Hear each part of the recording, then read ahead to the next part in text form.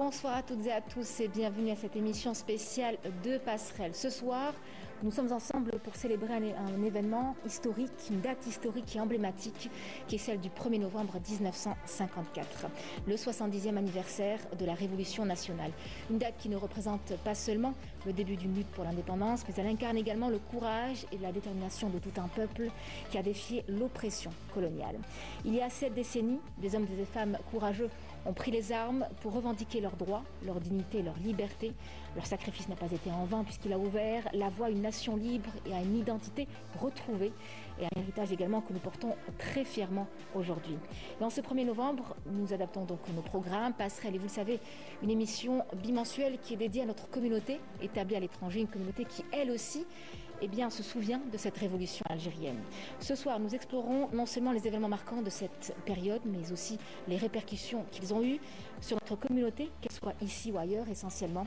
Nous avons le plaisir d'accueillir des personnalités éminentes qui partageront leurs réflexions et leurs connaissances sur le sujet. Permettez-moi de vous présenter nos invités. Monsieur Hassen Saïd, enseignant, chercheur, journaliste et directeur de publication au niveau du quotidien L'Écho d'Algérie. Merci d'être des nôtres. Et merci d'être présent tout simplement pour apporter votre expertise sur les questions historiques et sociales également. Également des nôtres ce soir, Monsieur Ahmed Benzlira. Bonsoir. Bonsoir madame. Vous êtes donc journaliste et écrivain. Oui. Merci d'être présent pour ce numéro spécial de votre émission Passerelle. Et puis l'analyse des dynamiques politiques et contemporaines de Monsieur Abina Gamel ne fera qu'enrichir davantage cette discussion. Monsieur Gamel, vous êtes politologue, spécialiste des questions internationales. Merci d'avoir accepté notre invitation ce soir. Merci pour l'invitation, c'est un honneur. Alors, nous allons commencer avec vous, Monsieur Benzlira. Alors, est-ce que vous pouvez nous expliquer comment est-ce que les événements de ce 1er novembre 1954 ont façonné notre identité nationale actuelle? Écoutez, je voudrais d'abord vous souhaiter à vous et à travers vous à toute notre communauté établie à l'étranger, et puis à tous les Algériens, qu'ils soient établis à l'étranger ou ici en Algérie. Et je voudrais féliciter toutes les Algériennes et tous les Algériens pour cette commémoration qui est en fait, au-delà de l'aspect mémoriel, une projection vers l'avenir, une halte dans notre mémoire pour pouvoir, dans une vision prospective, aller de l'avant. Donc le 1er novembre est une date symbolique, mais au-delà de la date symbolique, ce qu'il faudrait retenir, c'est surtout les valeurs que contient cette même date. Ces valeurs que la proclamation du 1er novembre a développées et que la lutte armée a mis, si vous voulez, en action. Donc ces valeurs-là sont d'abord les valeurs de liberté, les valeurs d'émancipation, les valeurs de dignité et bien sûr toutes ces valeurs au service de la renaissance de notre nation. Une nation, faudrait-il le souligner, spoliée de son indépendance et de son identité à partir de juin 1830, date donc de l'arrivée du colonialisme en cette belle contrée. Et c'est cette belle contrée finalement qui va devoir, nous tous, nous motiver pour aller de l'avant, avec je dirais une revivification de ces valeurs qui ont conduit ces femmes et ces hommes à déclencher la lutte armée. Donc je voudrais à travers vous féliciter l'ensemble des Algériennes et des Algériens, et au-delà des félicitations et au-delà de la commémoration elle-même, souligner qu'il s'agit d'une projection vers l'avenir. Puissions-nous être à la hauteur du legs historique et des défis d'aujourd'hui et de demain. En parlant justement des jeunes générations, justement, qui pour eux cette lutte représente plusieurs éléments. La révolution continue, j'ai envie de dire, au sein de la jeune génération. Parce notamment. Que vous savez, aujourd'hui, notre jeunesse est une jeunesse, qu'on le veuille ou non, mondialisée. Et donc, elle a affaire, je dirais, à des discours divers et diversifiés. Il est certain que notre jeunesse saura différencier entre les discours positifs et ceux malheureusement négatifs qui proviennent à travers en particulier la toile. Mais je pense que nous avons assez de symboles et de glorieux épisodes en notre lutte armée. Et bien sûr, nous n'oublions pas en l'édification de notre pays après l'indépendance pour pouvoir véritablement asseoir une symbolique, parce qu'il s'agit bien de symbolique, qui puisse encore une fois nous porter vers l'avenir et vers un avenir qui, j'en suis certain, sera à la hauteur de nos ambitions. Absolument. Monsieur Hassen Saïd, donc, on parle de cette mémoire collective autour de cette révolution algérienne nationale. Quel rôle, alors, les médias jouent un rôle important dans la préservation de cette mémoire? Oui, pour ma part, je dois vous remercier pour votre invitation. Merci à vous. Et profiter de cette occasion pour présenter les vœux de bonheur, de santé et de prospérité pour les Algériens. En Algérie et en France, puisqu'on s'adresse à notre communauté. À l'étranger, dans le monde entier. À l'étranger. Vous savez que le 1er novembre, c'est le couronnement des luttes successives du peuple algérien depuis l'invasion en 1830. Depuis la résistance de l'Émir Abdelkader, à travers les Boubarla, à travers les différentes révolutions que l'Algérie a connues jusqu'en 1900 à peu près. Ensuite, nous avons vécu une autre étape qui est la lutte politique à travers le mouvement national. Le mouvement national, vous savez que en France, la communauté algérienne a été le centre des préoccupations des politiques à l'époque, depuis les années 1926, à travers la naissance de l'étoile algérienne. Et parallèlement, il y avait des luttes politiques en Algérie. Vous savez que pendant la Deuxième Guerre mondiale, les Algériens ont été impliqués dans la guerre pour la libération de la France. Et le mouvement national a tenté, en 1943, de présenter les revendications du peuple algérien à travers un document qui a été remis aux Alliés. Aux Alliés, je veux dire par là, les représentants, donc les États-Unis, l'Angleterre et De Gaulle, puisqu'ils étaient présents en 1942 en Algérie, et ils ont adressé ce qu'on appelle l'appel du peuple algérien. À travers ce peuple, on souhaitait donc obtenir la libération de l'Algérie, du moins l'égalité entre les deux communautés qui vivaient ici.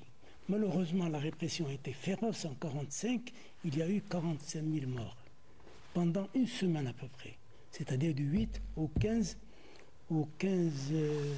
mai 1945, notamment dans la région de Sétif, de Guelma et de Kharrata, à peu près. Donc à partir de cette date, le mouvement national était déterminé donc à reconquérir, comme l'a souligné mon collègue, à reconquérir l'indépendance de l'Algérie par la force, par les armes. Ils ont constitué ce qu'on appelle l'OS en 1947, qui a été présidé pour la première fois par feu Mohamed Blouzdad. Mohamed Blouzdad, et avec des adjoints comme Mohamed Ben Bella et Aït Hamd Hussein. Vous savez, c'était des adjoints. Et c'était une formation paramilitaire, c'est-à-dire des gens qui vivaient pratiquement dans la clandestinité parallèlement à l'action politique, à travers, bien sûr, le MTLD. Le MTLD, et c'est comme ça que le noyau dur de la révolution algérienne est né. En 1950, malheureusement, il y avait la découverte de cette organisation secrète et pas moins de 500 militants ont été arrêtés. Pas moins de 500 militants ont été arrêtés. Donc, à partir de cette date, les 22, les membres qui sont réunis au mois de juin 1954 à Alger, et qui ont décidé, donc, qui ont retenu la date, décidé de déclencher la révolution au nom du FLN et de l'ALN. Oui. C'est comme ça que donc, ce noyau dur qui a décidé, qui a arrêté des dates et qui a lancé l'appel du 1er novembre. L'appel du 1er novembre s'adresse non seulement à la communauté algérienne, mais il s'adresse également à l'opinion publique internationale. On voulait notre liberté et notre disponibilité de négocier cette indépendance et chacun peut trouver sa place, c'est-à-dire y compris la communauté européenne qui vivait en Algérie et qui était estimée à l'époque à 1 million à peu près de personnes. Malheureusement, le rôle néfaste de l'OAS, l'OAS, donc a pratiquement... On a posé donc le contexte historique, en tout cas, de cette date de déclenchement de lutte pour la révolution, l'indépendance de l'Algérie. Alors, monsieur Abina Gamel, vous êtes toujours avec nous ? Toujours. Très bien. Alors, je rappelle, vous êtes politologue, spécialiste des questions internationales. Alors, on a parlé avec nos chers invités ici présents sur ce plateau de l'histoire, des grandes lignes, en tout cas, de cette date clé, de cette date historique et emblématique pour l'Algérie. Alors, selon vous, quelles sont les principales leçons que nous devrions tirer de la Révolution pour aborder les défis d'aujourd'hui, les défis contemporains ? Déjà, ce vendredi 1er novembre, on sait déjà que c'est une date importante à la fois parce qu'on est Jumu'ah, donc on est vendredi, et surtout parce que c'est une période qui a été marquée, la Toussaint Rouge, par le démarrage de la Révolution. Ça a été rappelé, 9 ans avant, en 1945, on a des massacres qui durent 2 mois en vérité, parce que les massacres ne s'arrêtent pas à 1 semaine, mais bien 2 mois. Des massacres qui ont commencé par le meurtre d'un jeune scout qui a sorti un drapeau algérien et qui fêtait la fin de la barbarie nazie. Cette barbarie sera remplacée par une autre. Et donc le colonialisme est une barbarie. Qu'est-ce qu'on peut en tirer? Déjà de se dire qu'il a fallu quasiment très peu d'hommes déterminés, qui savaient à ce moment-là qu'il n'y avait plus de négociation possible avec la barbarie coloniale, avec l'État français qui utilisait les Algériens pour la guerre, pour libérer leur territoire et qui après massacraient leurs familles sur place. C'est une méthode qui était connue, ils avaient l'habitude de faire des massacres, presque des génocides, mais il n'en demeure pas moins qu'à ce moment-là, les Algériens, donc ceux qui étaient politisés, ceux qui avaient une idée haute de ce pays, ce grand pays, se sont dit on ne peut pas négocier avec les Français parce qu'ils ne sont pas fiables. Ce sont des gens qui donnent une parole et qui la retirent. Et leur parole ne vaut pas très cher. Et donc à partir de là, ils ont lancé un processus de décolonisation. J'aime pas le terme indépendance parce qu'on ne dépendait pas de la France. C'est la France qui dépendait de l'Algérie. Elle avait ses besoins chez nous. Je dirais plutôt une guerre de libération. C'est le bon terme. J'avais eu tendance à utiliser le mauvais terme, mais c'est bien la libération. On se libère de la barbarie coloniale. Et effectivement, ça a été dit sur le plateau, au démarrage de cette lutte, il n'était pas question de mettre les colons dehors, ce n'était pas du tout le propos. Les colons ont été mis dehors par l'OAS, par les terroristes de l'OAS, qui vont faire sauter pendant 6 mois des bombes. Eh bien, au démarrage de cette lutte, ceux qui ont démarré la lutte n'ont jamais imaginé qu'ils verraient le bout du combat. Ils ont été inspirés par Abdelkrim Khattabi, qui lui-même avait démarré une lutte dans le Rif et qui a été massacré. Et ils se sont dit, on lance la lutte, de toute façon, on n'a rien à perdre. Et ils avaient raison. Et donc, je dirais simplement par rapport à la diaspora, puisqu'on va peut-être évoquer la question, vu que c'est la passerelle, la diaspora a aussi apporté, alors je parle des Algériens installés en France dans les années 1920, 30, 40, 50, 60, qui, de 54 à 62, constituaient une communauté de 200 000 à 400 000 personnes, et qui ont apporté un concours financier et qui ont apporté aussi un appui politique. Eh bien, ces Algériens de l'intérieur et de l'extérieur qui se battaient avec les armes, mon père faisait partie des combattants, et de l'extérieur qui se battaient avec les armes de l'argent et des actions politiques sur le terrain, ont permis la libération et l'émancipation de ce pays. Il faut bien comprendre une chose, et il faut le répéter en permanence. Souvent, il y en a qui vont nier l'existence de l'Algérie avant la colonisation, comme si un pays, un État-nation n'existait pas avant, comme s'il n'y avait pas de monnaie, comme s'il n'y avait pas de villes qui ont été bâties il y a 2000 ans.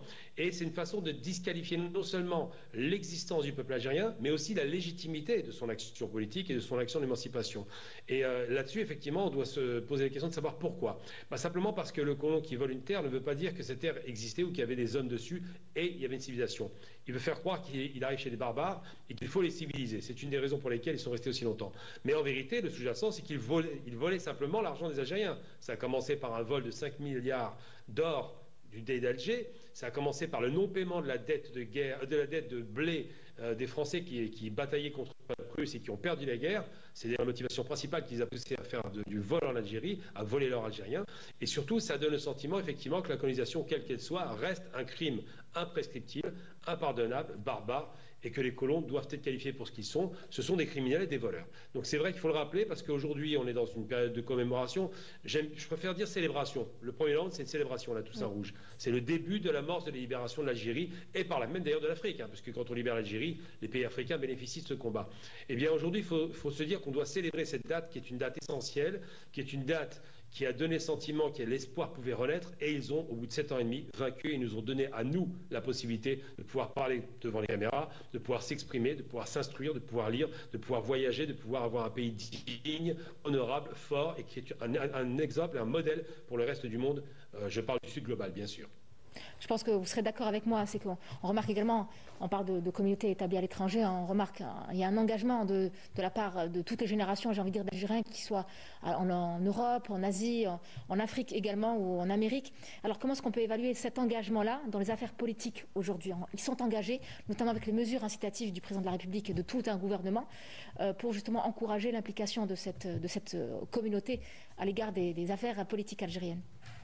Vous savez, j'ai envie de dire qu'effectivement, il y a un véritable engouement, hein, je l'observais parce que je suis à Paris, un véritable engouement par rapport à l'Algérie. D'abord parce qu'il y a toujours cet attachement viscéral au pays. Il faut voir le foot, par exemple, où vous avez une marée humaine de vert et de blanc sur les Champs-Élysées à chaque fois que l'Algérie réussit à obtenir une victoire. Mais il n'y a pas que ça. Il y a aussi le caractère culturel, le caractère, cette civilisation, et surtout, qui est vieille, qui est ancienne, et surtout cette victoire contre la barbarie coloniale de la 4e puissance militaire. C'est une chose qui résonne dans le cœur de chaque Algérien. On a un sentiment qui semble se matérialiser réellement, que le gouvernement aujourd'hui tend des ponts aux Algériens, des ponts qui n'existaient pas avant. Avant, pour aller en Algérie, il fallait payer 600 € par billet. Si vous avez une famille de 4 personnes, vous avez 2400 € à sortir sans avoir dépensé un centime dans le pays, ce qui était un mauvais calcul. Aujourd'hui, ces ponts sont tendus, les billets sont moins chers. Aujourd'hui, on nous propose l'accession aux biens, donc revenir chez nous, parce que c'est chez nous aussi. Aujourd'hui, surtout, on parle à la communauté. Je vois qu'il y a beaucoup d'actions qui sont menées par le gouvernement. Et j'ai envie de dire, le seul bémol, ce serait peut-être la question bancaire. Faire en sorte qu'on ait des ponts économiques pour qu'on puisse nous-mêmes placer de l'argent en Algérie. Mais il est vrai que ça a été annoncé, en tout cas, il y a plusieurs mesures pour investir en Algérie. Je veux dire, le cadre réglementaire juridique est placé. Aujourd'hui, les actions suivront. Elles ont commencé. Tout à fait. J'ai commencé moi-même, je ne vais pas vous cacher l'histoire, j'ai commencé déjà à m'intéresser à l'investissement. J'ai beaucoup d'amis qui partent dans cette direction. On a fait des appels, on fait des appels régulièrement sur Internet et ça fonctionne. Il faut bien comprendre que je ne fais pas de distinction. La seule chose qui compte, c'est l'attachement au pays. Je respecte une personne algérienne si elle aime son pays. Le reste ne m'intéresse pas. Donc c'est vrai qu'aujourd'hui, il n'y a pas de distinction. Quand on arrive en Algérie, et j'ai vu moi-même, je suis allé récemment et je vais y retourner bientôt la semaine prochaine, Inch'Allah, quand on arrive en Algérie, on est reçu comme des frères et on est reçu de façon extraordinaire. On nous dit tout le temps, vous êtes chez vous. Ça, c'est quelque chose que je n'entends pas en France, évidemment, et surtout, c'est quelque chose qui donne le sentiment qu'il y a une sorte de reconstitution, de réparation entre cette diaspora qui pèse 20% tout de même de la population algérienne et les Algériens de la nation algérienne, qui sont 45 millions d'habitants et qui est aujourd'hui, c'est une nation dynamique, c'est une nation qui y croit, et nous y croyons avec elle. C'est bien dit. Monsieur Saïd, rapidement, vous voulez Je voudrais revenir sur le rôle de la Fédération de France. Oui. Qu'on parle justement. Alors, on va de l'apport de l'immigration algérienne pendant la guerre de libération. Alors justement, on va juste faire passer un témoignage d'une personne, un des membres fondateurs de cette Fédération de France, et ensuite on reviendra vers vous.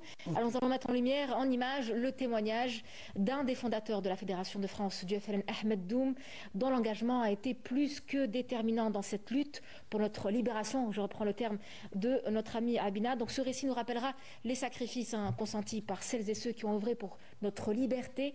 Un témoignage signé Yanis Abdelkassem, mais on se retrouve juste après.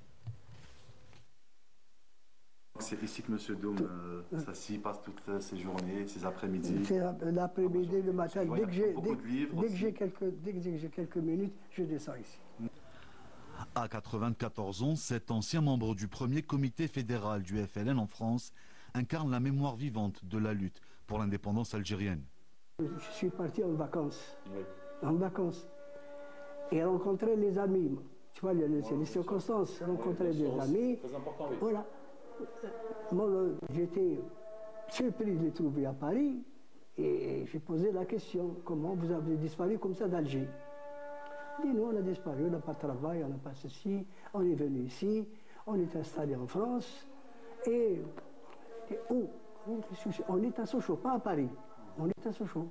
Et on est en train d'organiser, de recruter des militants pour créer la KHSMA. Et loin de ses racines, retrouve le chemin du militantisme, prenant sous sa responsabilité la région parisienne. On était organisés et on avait inculqué aux gens, je répète encore une fois, la participation comme les frères ici en Algérie. On les a fait matériellement, moralement, en leur disant voilà les attentats qu'il y a, voilà ce qui s'est passé, hein, et question financière. Et je vous ai donné des exemples pour les finances, qu'on était quand même les premiers. C'est la création de la Fédération de France qui a organisé des manifestations, qui a organisé des attentats, je précise, des attentats pas n'importe comment, parce que c'est plus facile de prendre un panier dont il y a une bombe et de la mettre dans le métro. Et c'était notre rôle, c'est notre devoir de créer mais des millions d'Algériens, c'est créé, c'est matériellement, ne serait-ce que, parlons de matériel barque, et de faire connaître ce qui se passe ici, de contacter les démocrates qui nous ont aidés. Ça, je les ai vécus. Aujourd'hui, son regard nous rappelle la force des convictions qui ont soutenu cette lutte, dans un passé où chaque visage, chaque lieu témoigne du courage quotidien des militants. On savait, quelques-uns, qu'il allait se passer quelque chose avec le CRUA. On va voir. Mais on en a tellement parlé au cours des années que c'était pris à la légère. Mais le jour où on a appris le déclenchement, je me trouvais à Saint-Michel, café La Capolate, avec deux grands responsables du MTLD. Il y a Basta, je ne sais pas s'il est mort là, et Zarrouki. D'ailleurs, avec eux, on a discuté, on discute, les choses. Puis tout d'un coup, dernière nouvelle, c'est pour l'Algérie. Et il est arrivé ce qu'on attendait. La France était bien plus qu'un simple lieu de travail pour ces Algériens, c'était un véritable front de lutte pour leur cause. En novembre 1956, alors qu'il menait une mission pour la liberté, Ahmed Doum, membre du premier comité fédéral du FLN, est arrêté à Paris. Ce comité jouait un rôle essentiel dans la mobilisation de la communauté algérienne, la préparant à son retour dans une Algérie indépendante. Un témoignage signé Yanis El-Qassem. Alors, Monsieur Hassine, vous vouliez justement revenir en quelques mots sur cette Fédération de France. Cette Fédération de France. Donc, en premier lieu, je dois rendre hommage à ce personnage qui fait partie de la première génération du 1er novembre. C'était des militants du mouvement national. Et je dois dire qu'à partir de 1957, la France est devenue la 7e. Et je dois dire qu'à partir de 1957, la France est devenue la 7e wilaya de la révolution algérienne. C'est-à-dire qu'il y avait la Fédération de France est devenue. C'est-à-dire que les dirigeants de l'époque ont décidé de déplacer le combat en France. C'est-à-dire pour une meilleure mobilisation de la communauté algérienne d'une part et faire ressentir la douleur et les souffrances que le peuple algérien a connues à travers notamment l'arrivée du général de Gaulle qui a tout fait pour réprimer la révolution avec la fameuse phrase qui voulait que la paix des braves, voilà, voulait que les membres de l'ALN rendent leurs armes et trouver une solution, accompagnée d'autres programmes, c'est-à-dire les opérations, les grandes opérations militaires et le plan de Constantine, qui était en quelque sorte un moyen de séparer le peuple de sa révolution. Malheureusement, ça n'a pas marché. Et en 1958, il y a eu des grandes opérations menées en France, sur le territoire français, qui ont touché des intérêts économiques et même militaires. C'est-à-dire, ce sont donc des opérations qui ont touché les raffineries, notamment de la région de Marseille. Et nous avons constaté également qu'il y a eu des attaques contre les militaires et la police, notamment. Parallèlement à ce travail, le FLN, à l'époque, a pu mobiliser la communauté algérienne, qui était évaluée à l'époque à 200 000. Mais très engagé. Hein. Très engagé. C'est-à-dire qui était d'un grand soutien, notamment financier, au peuple algérien, à la révolution algérienne. C'était à peu près 6 milliards durant la période 55-62. Ensuite, les dirigeants de l'époque ont pu établir des contacts directs avec les Algériens qui étaient sous drapeau militaire. Et grâce à ce contact fructueux, donc pas mal d'officiers, de sous-officiers et de militaires ont rejoint les rangs de l'ALN et ils ont constitué un noyau pour former notre armée, parce que notre armée, la résistance. De résistance. Notre armée, c'était une armée populaire, c'est-à-dire des gens de bonne volonté qui ont donc sont engagés pour la libération du pays sans engagement. Absolument. Alors justement, une résistance que vous abordez lors de vos ouvrages, dans vos ouvrages. Oui, effectivement, la résistance est une donnée essentielle. C'est d'abord une résistance, et mon ami vient de le souligner, c'est une résistance qui d'abord a touché aux valeurs portées par le mouvement national. Donc, s'il nous faut aborder l'apport de notre communauté à l'étranger, en particulier en France, puisque en 1954, il y avait entre 200 et 300 000 hommes donc, algériens établis en France, selon les décomptes de l'époque. Nous nous devons d'aller d'abord vers l'étoile nord-africaine. Et donc c'est d'abord l'étoile nord-africaine qui fut le creuset des idées d'émancipation, et ces idées d'émancipation évolueront très rapidement vers la revendication d'indépendance et donc de recouvrement de l'indépendance nationale. Ensuite, on en vient à la lutte armée, donc au déclenchement de la Révolution. Et il fallait, devant la réalité du terrain, prendre une décision de former un deuxième front, selon l'expression heureuse de Sidi Haroun.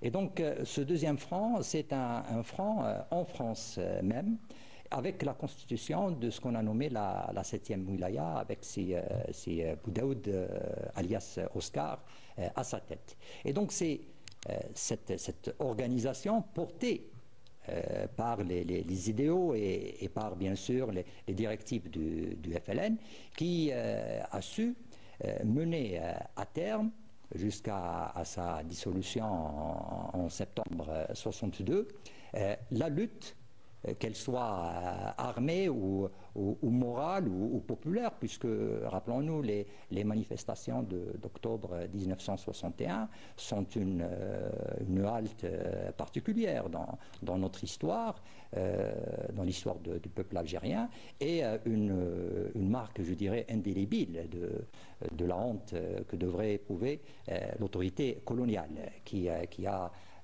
à l'occasion de ces manifestations, fait preuve d'une férocité extraordinaire qui a débouché d'ailleurs sur les massacres que nous connaissons et qui sont encore dans le déni outre-Méditerranée. Et donc, nous voyons bien que nous sommes un même peuple. Que nous soyons ici même en Algérie ou que nous soyons en France.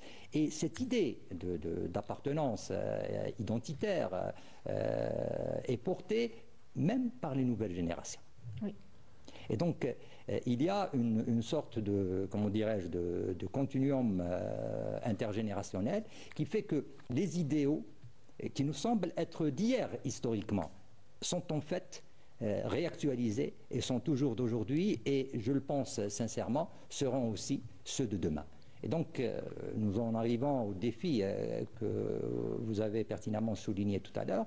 Les défis sont ceux que toute nation, comme la nation algérienne, devrait relever, c'est-à-dire une position à l'international qui est incomparable, un dynamisme que beaucoup de pays nous envient, et puis une jeunesse et un savoir-faire qui est la véritable richesse de la nation.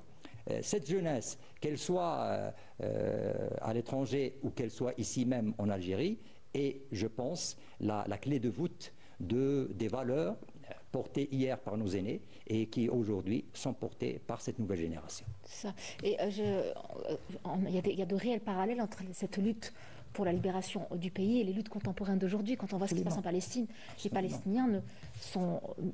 En fait, les Palestiniens s'identifient un peu à l'Algérie en disant nous voulons notre indépendance, notre État, notre pays. Pas seulement les Palestiniens, nos frères sahraouis sont dans le même cas. Donc nous voyons bien qu'il s'agit d'idées. Nous ne sommes pas en train d'inventer, si vous voulez, comme certains, des plans sur la comète et de manière opportuniste nous placer d'un côté ou d'un autre.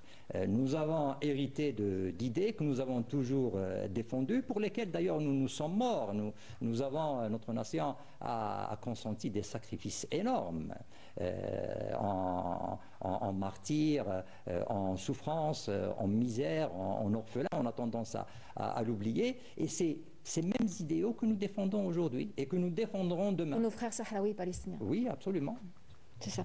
Alors, Monsieur Abina Gamal, alors comment est-ce que vous pouvez analyser l'impact des luttes passées sur les mouvements sociaux actuels en Algérie, vous qui êtes politologue? Moi, j'ai la chance de discuter avec des Algériens et des Algériennes sur le pays. Je vois les difficultés et puis les réussites, je vois les ambitions, je vois la formation, je vois le niveau de qualification qui est très élevé. Et je m'en rends bien compte qu'effectivement, sur la question de cet ancrage, puisqu'on parle beaucoup d'ancrage des Algériens, si j'ai bien compris votre question, cette question de savoir quel impact a cette révolution sur l'inconscient collectif, c'est ce que vous vouliez dire? Oui. C'est bien ça? Oui, c'est bien ça. Simplement, d'abord, il y a un rapport à la fierté. C'est-à-dire que nous, en France, maintenant, on n'utilise pas le terme algérien, on utilise le terme DZ, pour des aides que vous connaissez. Et on dit toujours, entre des aides, on doit céder. Vous avez vu le phénomène de la pâte à tartiner qui a été quasiment boycotté et qui était un phénomène incroyable. C'était une véritable élan de fierté. Tous les Algériens se sont précipités pour l'acheter et d'autres ont suivi. Il y a le phénomène de se dire que le pays commence à se structurer, commence à avoir une influence. C'est quand même le plus grand pays d'Afrique, le plus grand pays arabe en termes de superficie. C'est un pays qui a effectivement, ça a été dit à l'instant, des valeurs morales, des valeurs effectivement historiques, des valeurs qu'on a portées et qui sont des valeurs d'émancipation et sur lesquelles personne ne peut nous critiquer. Eh bien, ce pays est un marqueur important de l'histoire de l'humanité parce que c'est pas anodin. N'oublions jamais une chose, et c'est ce qu'on nous on sait déjà, parce qu'en France, il y a une négation littéralement de l'histoire de la guerre d'Algérie. Ils ne veulent pas reconnaître leurs crimes, ils ne veulent même pas reconnaître le nombre de morts, ils ne veulent même pas reconnaître la barbarie de ce génocide culturel. On a détruit la culture algérienne, on n'a pas réussi à l'effacer, mais tout de même. Mais il y a des choses qui sont des réalités. Quand il y a une réussite, effectivement, on est tous très fiers de cela. Et surtout, le modèle plus important, c'est que le peuple algérien, on parle bien, il y a un slogan qui est connu, on parle beaucoup de cette révolution qui a été faite par le peuple pour le peuple. Effectivement, donc on disait un seul héros, le peuple, c'était sur un mur en Algérie, et c'est vrai que le peuple a consenti de lourds sacrifices, et ce peuple-là, on a tous dans notre âme, tous dans notre inconscient, un sentiment de partage de cette cause, de ces sacrifices. Pourquoi? Parce que je prends l'exemple, moi je suis de l'Est algérien, de Gégel. Eh bien, dans la région dans laquelle nous étions, il y a à peu près 30% de la famille de mon père qui a été assassinée, ce qui n'est pas rien. On sait qu'en Algérie, c'est un massacre de masse. Je veux dire, il faut savoir que même si on prend les chiffres doux des Français, les chiffres des historiens français qui veulent baisser le nombre de morts à 300 000, alors qu'on nous, on consacre 1,5 million, ne serait-ce que pour la guerre d'indépendance, je ne parle même pas de ce qu'il y a avant, la guerre de libération plutôt, eh bien, on se rend compte que ça fait quand même 600 morts par semaine, un rythme monstrueux de 600 morts par semaine pendant 7 ans et demi. C'est ça le rythme de la guerre d'Algérie, vu par la France qui appelle ça d'ailleurs les événements et non pas la guerre. Et donc, à partir de là, pour revenir à la réalité des Algériens, des diasporas de l'époque, je parle de cette diaspora que mon père n'a pas connue, il a combattu en Algérie, eh bien, ce qui a été un tournant décisif, en vérité, c'est ce fameux 17 octobre. cette volonté, quand la fédération algérienne a appelé, effectivement, la fédération de France a appelé à manifester, où 15 000 Algériens travailleurs qui étaient bien habillés, endimanchés, hein, qui étaient arrivés sans armes, sans rien, pacifiquement, ont bravé un couvre-feu raciste. C'est un couvre-feu qui ne concernait que les Algériens, d'accord ? Pour aller monter à Paris et se faire massacrer, eh bien, ils vont en tuer 300 à peu près. C'est Jean-Luc Kennedy qui en parle très bien. Et j'ai eu la chance de connaître d'ailleurs un des responsables de la fédération qui était Saad Absi. J'ai aussi la chance d'avoir pour ami le fils de Ali Boumedjel, l'avocat, Sami Boumedjel, qui malheureusement nous a quittés en 2014. Et donc c'est avec ces gens-là qu'on a commencé à faire du lien et comprendre l'importance de cette révolution. Et c'est vrai que le 17 octobre va consacrer une chose. Le combat est porté sur la France. Il y avait déjà eu une trentaine de policiers tués par les FLN, mais le combat est porté sur la France. Et à partir de là, De Gaulle commence à paniquer parce qu'il avait totalement arrêté les négociations sur les accords d'Évian et va reprendre les négociations à la lumière de ce qui se passe le 17 octobre. Et d'ailleurs, on sait maintenant que De Gaulle n'était même pas au courant de ces exactions. C'est le ministre de l'Intérieur, le Premier ministre, c'est eux qui ont organisé ça avec Papon, on le connaît tous, mais pas seulement lui. Tout le gouvernement sans De Gaulle était au courant, et De Gaulle découvrira ça après, demandera des poursuites et va les abandonner après. Mais ce qui est sûr, c'est que ça a forcé la main de Gaulle, qui s'est dit on doit s'arrêter, on ne peut pas accepter que cette tâche qui a déjà fait tomber une république, hein, la quatrième, excusez-moi, en 58, commence à porter le combat sur le territoire national français. Donc à partir de là, il y a une panique, il y a une négociation, il y a une pression internationale, et les Algériens vont finir par remporter politiquement la victoire sans jamais avoir été défaits militairement, c'est important de le rappeler. Ils ont réussi à tenir tête à la quatrième puissance mondiale et surtout à une puissance membre de l'OTAN, c'est pas rien. Absolument. Est-ce qu'on peut dire que cet héritage, l'héritage de cette révolution, eh bien, inspire aujourd'hui les jeunes militants algériens? Vous savez, au-delà des militants, parce que tous les militants évidemment sont inspirés, c'est pas difficile. On est inspiré par Bin Dienfou, on est inspiré par ce qui s'est passé avec le Rif oriental avec Abdelkrim Khattabi, mais au-delà de tout ça, il y a un inconscient collectif, un impensé, parce que les parents ne parlaient que très peu. Nous, on a eu la chance d'avoir un père qui est parlé, qui a écrit, qui nous a documenté, qui nous a fait les enregistrements, donc on a des voilà, donc c'est une transmission par notre père qui exprimait des choses parce que c'était un intellectuel. Il s'est formé en France, hein. Comme tous les Algériens, il n'avait pas été à l'école, il s'est formé tout seul. Et ce qui se passe, c'est que cet inconscient collectif, quel que soit l'Algérien, d'un haut niveau ou d'un bas niveau, ils savent que cette révolution est un marqueur extraordinaire, pas seulement pour l'Algérie, mais pour l'Afrique. Il faut rappeler quand même, parce qu'il y a beaucoup de gens qui l'oublient, que si le Maroc et la Tunisie sont indépendants, c'est grâce à l'Algérie. C'est pas par accident. La France fait pression sur l'Algérie, va lâcher ses deux principales colonies. Ensuite, elle continue ses pressions en 60, elle lâche toutes ses colonies africaines pour augmenter sa puissance militaire en Algérie. Donc c'est bien l'Algérie qui est le marqueur de l'émancipation des pays qui étaient colonisés par la France. Et ça, c'est quelque chose que nous savons tous et que nous avons tous en partage. Donc quel que soit l'inconscient, quelles que soient les connaissances, quel que soit ce sentiment, dès que les gens connaissent cet aspect-là, ils ont une fierté que vous n'imaginez même pas. Parce qu'effectivement, c'est rare un peuple qui a réussi à vaincre le colonialisme. Il y en a eu deux, les Vietnamiens, les Algériens. Très bien. Alors, monsieur, oui, monsieur. Sur l'aspect politique, sur la question de l'émancipation. Il y a un aspect très important dans les massacres ou les manifestations du 17 octobre, c'est le rôle joué par les femmes.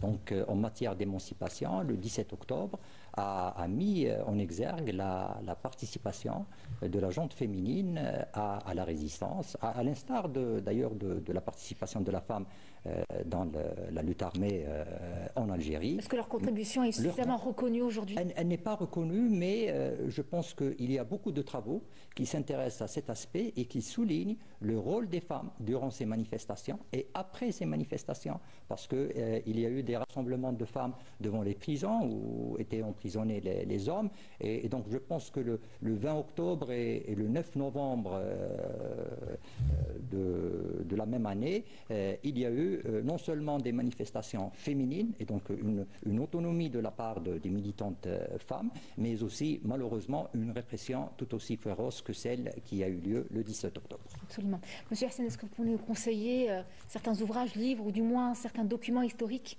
que vous recommandez ce soir pour mieux comprendre cette période, du moins pour la jeune génération que se trouve ici ou ailleurs, qui n'ont pas eu la chance que monsieur Gamal a eu d'un père qui racontait ces événements-là? Historiquement, on doit dire que l'Algérie, plutôt la guerre de libération nationale, a été une des grandes révolutions du XXe siècle, il faut le reconnaître.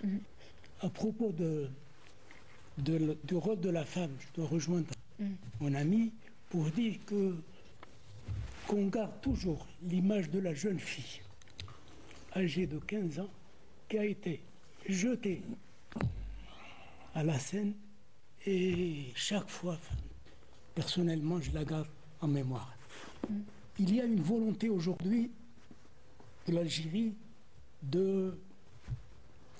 d'établir des relations futures et saines, c'est-à-dire d'égalité. Et c'est dans ce cadre qu'une commission mixte a été créée pour les questions de mémoire. Pendant 2 années, ils ont travaillé quand même, ils ont avancé. Malheureusement, la partie française fait des premiers pas pour reculer ensuite. Aujourd'hui, par exemple, vous savez que la question sahraoui est au centre des débats à l'échelle internationale. Oui. Que ce soit au niveau du Conseil de sécurité ou bien au niveau de la Cour de justice internationale. Et comment vous expliquez que le gouvernement actuel français prenne des décisions pour reconnaître l'autonomie du Sahara au profit du Maroc?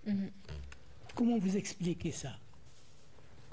Donc, ceci m'amène à dire qu'il est extrêmement difficile de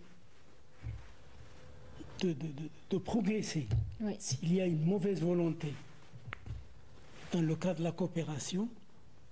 Malheureusement, la présence d'une communauté importante algérienne en France et nous pousse à ouvrir toujours des débats et aller au-devant pour la mémoire, pour transmettre la mémoire à notre génération. Alors justement, pour transmettre, vous avez des ouvrages à conseiller? Oui, avant d'aller aux ouvrages, il faut reprendre, c'est-à-dire le système scolaire en Algérie. Ce n'est pas suffisant de lire des ouvrages pour comprendre. Donc on doit insérer des programmes. C'est enseigné. C'est enseigné à l'école dès le plus jeune âge. C'est enseigné, mais il y a une manière d'enseigner. La jeunesse aujourd'hui est portée sur les nouvelles technologies, c'est-à-dire il faut revoir. Les formats sont adaptés aussi. Exact. Non, en fait, je pense, si vous permettez, je pense qu'il faut aller d'abord pour les ouvrages. Moi, j'aurais un ouvrage à recommander d'un acteur de premier plan pour la Fédération de France, en l'occurrence Maître Ali Haroun. Il y a un premier ouvrage qui s'intitule le second franc, et un second très bien documenté qui est en fait une description du fonds d'archives de la Fédération de France et qui est intitulé la 7e wilaya, donc qui est disponible et qui peut être donc consulté. Très facilement. Très facilement. On revient maintenant vers comment dirais-je, vers votre émission. Notre émission s'intitule Passerelle. Donc vers les passerelles.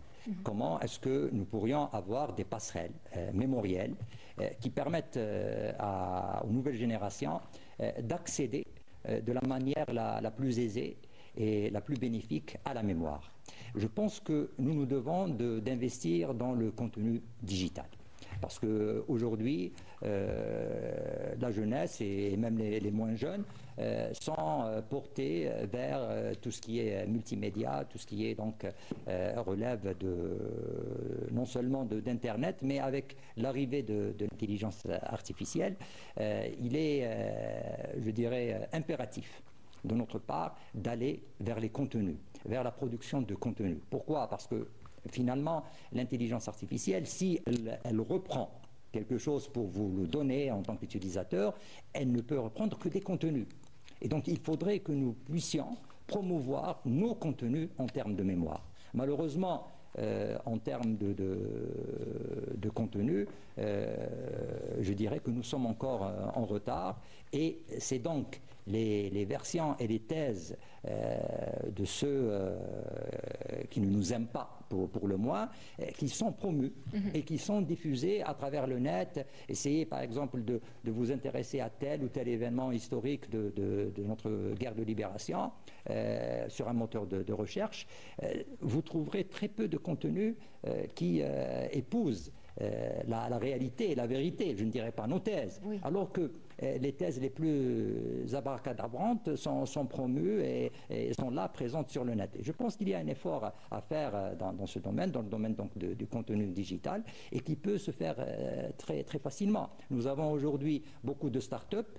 Je pense qu'une start-up dédiée à cet aspect serait quelque chose de tout à fait intéressant. Absolument. Alors le mouvement associatif a toute son importance. Oui, c'est qu'ils œuvrent à travers plusieurs actions de sensibilisation, d'information et de communication pour informer. Oui. Et le mouvement associatif devrait avoir de plus en plus recours au format digital et aux facilités que donne aujourd'hui non seulement, je le répète, Internet traditionnellement, mais aussi toutes les applications issues de l'intelligence artificielle. Absolument. Alors quelques noms, quelques personnalités personnelles, enfin historiques, figures historiques que vous trouvez particulièrement inspirantes pour commencer justement je dirais Ahmed Doum déjà. Vous savez, je dirais tous, moi je pense que la personnalité historique la plus inspirante, ça serait le martyr inconnu. Celui que personne ne connaît, qui est mort, dont on ne connaît ni le nom. Vous savez, j'ai été l'autre jour du côté de la wilaya de Tizi Ouzou. Et en allant vers ce qu'on nomme le mont Tamgout qui domine Azazga, il y a un petit carré, si vous voulez, de martyrs. Et parmi ces martyrs, il y avait des femmes, il y avait des hommes, mais aussi il y avait beaucoup de tombes inconnues. Et quand même, c'est quelque chose d'assez touchant, je dirais. Voilà. Ne pas savoir qui est enterré, oui. À ce niveau-là. Alors, monsieur Gamal, alors comment est-ce que... Alors, j'ai deux petites questions à vous poser. Alors déjà, un message peut-être que vous souhaitez transmettre aux jeunes générations concernant cet héritage mémoriel historique. Et comment est-ce que vous voyez l'impact des réseaux sociaux et bien sûr la mobilisation autour des questions identitaires aujourd'hui? Une question identitaire, oui, c'est très particulier. J'ai envie de dire simplement que bon, c'est un impact qui est important. Nous, on avait réalisé un petit film, par exemple, une petite fiction. Les fictions, ça marche très bien, d'ailleurs. Ça permet de passer les messages à la jeunesse de façon plus simple. C'est plus, nous, on faisait des affiches un petit peu à l'américaine pour mobiliser. On a réussi à mobiliser pour les 50 ans du 17 octobre plus de 5000 personnes qui sont venues. Bon, j'ai eu la chance de passer le film sur Canal Algérie, c'est vrai, mais qui sont venus directement sur le pont parce qu'ils ont été touchés par l'émotion qui était transmise par cette image. En gros, dans le film, on a mis en scène un Algérien qui était jeté dans la Seine. Il s'agissait d'un court-métrage, il me semble. Absolument. C'est ça. Exactement. Et ce qui a bien fonctionné, c'est que la transmission, c'est un jeune avec une casquette style banlieue qui lui tient la main. Donc c'était un peu la symbolique de la transmission avec Minji Balina à la fin. C'est assez extraordinaire. J'ai envie de dire une chose très importante, parce que j'ai entendu deux choses qui étaient relayées par vos deux invités. C'est la question, alors Louis Aragon parlait de la femme qui est l'avenir de l'homme. Et c'est vrai que la douleur, la violence qui a été faite aux femmes, Jamila Bouheled et j'en passe et des meilleurs, par la colonisation, la barbarie coloniale qui les a frappées, elles savaient à quoi elles s'exposaient face à ces barbares, et pour autant elles ont lutté de façon âpre. Et je dis aujourd'hui, sincèrement, et je fais une déclaration quasiment d'amour à la femme algérienne, que les femmes algériennes qui ont un très haut niveau de formation, indiscutablement, qui sont très sérieuses, qui sont très besogneuses, mériteraient d'être valorisées, d'être mises en avant, parce que la qualité que j'ai rencontrée, j'ai eu la chance de rencontrer beaucoup de femmes là-bas, je connais des amis, des étudiantes et autres, ou journalistes, j'en passe les meilleurs, comme je vous dis, eh bien la femme algérienne est un avenir, une locomotive pour l'Algérie, parce que elle a une qualité que peut-être les hommes ont moins, à savoir la rigueur, le travail, le sérieux et la conscience familiale. Dans sa tête, quand elle gère une société, elle le gère comme si elle gérait sa famille. Et ça, c'est des qualités qui sont indiscutables. Les universités algériennes, par exemple, la majorité est féminine, comme dans le reste du monde. Mais j'ai constaté effectivement le niveau de formation qui était très élevé, auquel je ne m'attendais pas. Parce qu'il y avait tellement de critiques et tellement de mythes autour de la formation algérienne, que quand je suis allé à la faculté directement, j'ai pu discuter avec des étudiants et j'étais fasciné par leur niveau de formation, par la qualité de la formation, par l'ouverture d'esprit et par le niveau qui dépasse de loin ce que j'ai vu en France. Et c'est en cela que je dis, aujourd'hui, si je dois avoir un mot positif, je dirais aux femmes algériennes, battez-vous parce que c'est vous qui êtes l'avenir de l'Algérie. C'est vous qui donnerez une impulsion nouvelle, c'est vous qui seront l'Algérie nouvelle. C'est là-dessus qu'on doit se baser parce que c'est des exemples à suivre et je pense que les hommes devraient prendre, peut-être regarder du côté des femmes pour se dire que c'est un bon exemple à suivre et les imiter parce que quelque part, les hommes sont un petit peu moins fougueux au travail, on dira, pour être gentil. Monsieur Hachem, vous êtes d'accord avec ce que dit monsieur Gamel?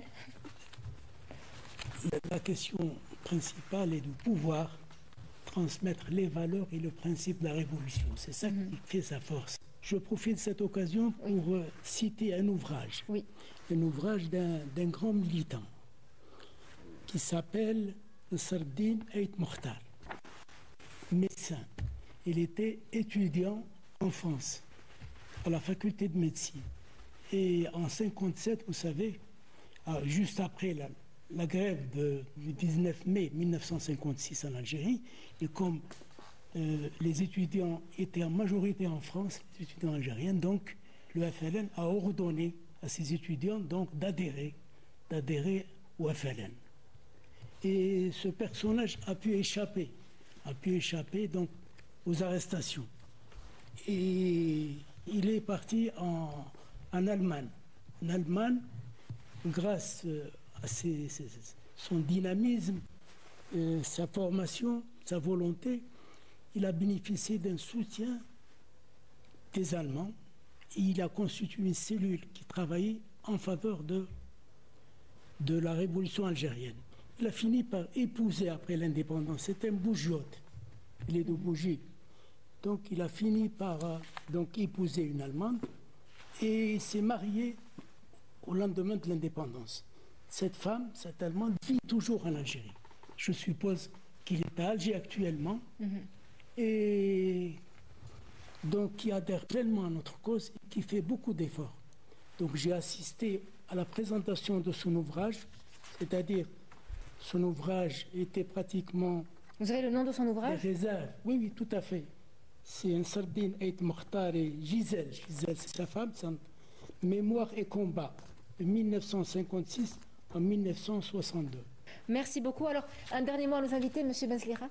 Je voudrais d'abord souligner que, au-delà peut-être des rares cas qu'on peut observer, de personnes peut-être isolées qui ne seraient pas fidèles aux valeurs et aux principes d'abord du peuple algérien avant qu'elle ne soit celle de la révolution de novembre, parce qu'il faut aussi s'installer dans une approche sociétale, je dirais. Donc ces valeurs-là sont toujours présentes, partagées par la plus grande majorité.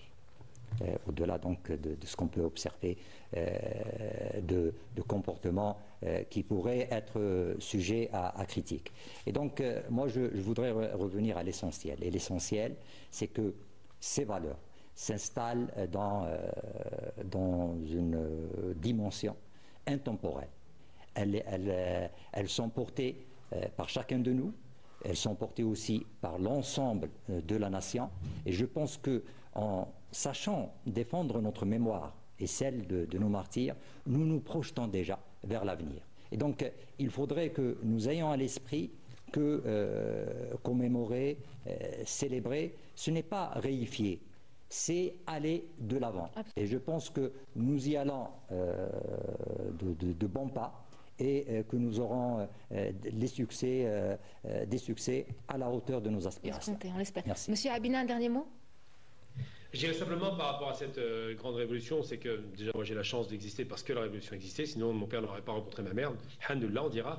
Je dirais simplement que je pense qu'aujourd'hui la lutte qui doit être menée, c'est vrai qu'il y a un retour d'Algérie en Algérie, indiscutablement, je peux en parler parce que j'en connais beaucoup qui le font.